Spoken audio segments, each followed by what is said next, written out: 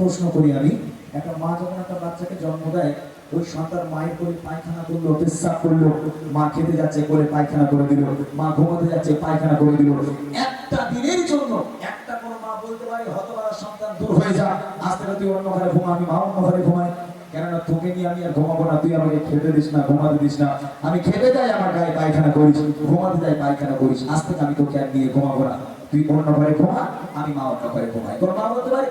ওই সন্তান পায়খানা করলো, ওই মা সুন্দর করে ওই নিশি রাত্রের বেলা ঘুম থেকে উঠে কষ্ট করে বাচ্চাকে মোছামুছি করে দিয়ে আরামের বিছানায় ঘুম পাড়িয়ে দিয়ে সারাটা রাত বসে বসে মা পাহারা দেয়। ওই বাপ্পা যখন বুড়ো বুড়ি হয়ে যায়, ওই বাপ্পা হাঁটতে পারে না, চলতে পারে না, যদি ঘরে কিংবা বারান্দায় একটু পায়খানা করে ফেলে, একটু পেশাব করে ফেলে, তখন ছেলে বউ ঘাড়ে মাছ পড়ে। হ্যাঁ, ও সহ্য হয় না।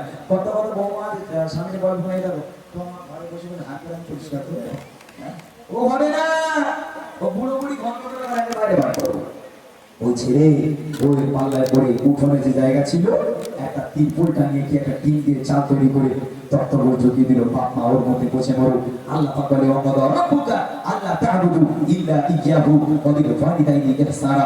আমি আল্লাহ আমার ইবাদত বান্দেগি করার পর দ্বিতীয় নম্বর ইবাদত করো বাপ মায়ের প্রতি ইহসান করা। সেই বাপ মাকে আলাদা করো, করে দিচ্ছে না। হ্যাঁ, যাচো বাবা খানা খানা তো বাবা যাচো বাবা খানা খানা তো বাবা দেখে নে পারে মো আদর করে ডাকো চচর করে কো শশ আদর করে ডাকো চচর করে কো শশ যাচো বাবা খানা খানা তো বাবা যাচো বাবা খানা খানা তো বাবা দেখে নে পারে মো আদর করে ডাকো চচর করে কো শশ আদর করে ডাকো চচর করে কো শশ বালা যদি ছাড়বে সবে গোনাই ছাড়বে না, বালা যদি ছাড়বে সবে গোনাই ছাড়বে না, আল্লাহ বলে দে বাবা প্রাণ ছুড়ানা না, আল্লাহ বলে দে বাবা প্রাণ ছুড়ানা না, ও বাবা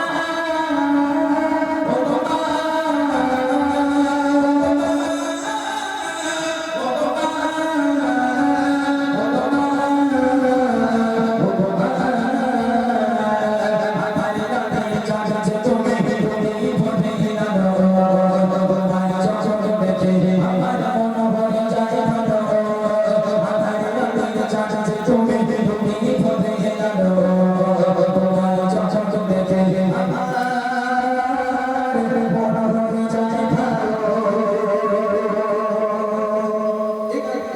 বুড়িমা বুড়িমা এই যে বাপ মা আলাদা হয়ে গেল, বাপ মার জন্য আলাদা ঘর তৈরি করে দিল, এখান থেকে শুরু করছে বুড়িমা। যারা বুড়িমা শুনবেন এবার বসেন এখান থেকে।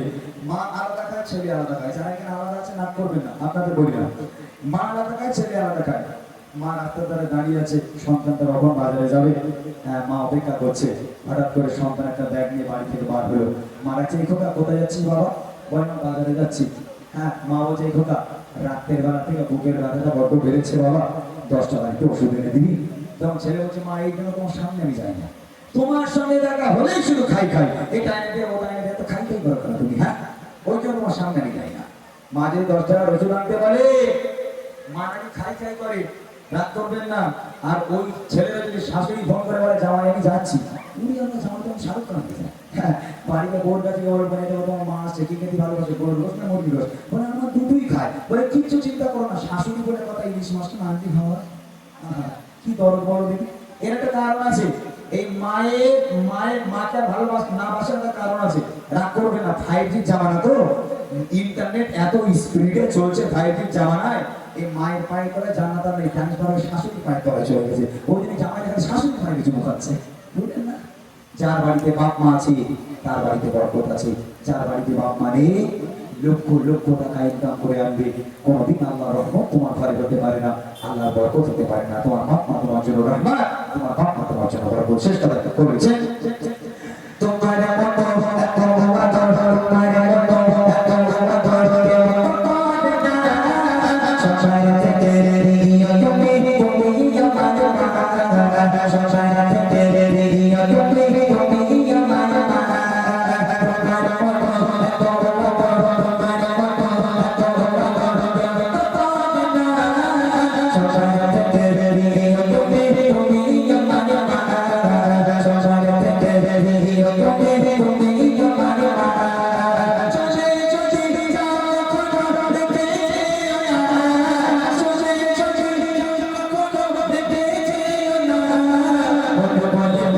Bye.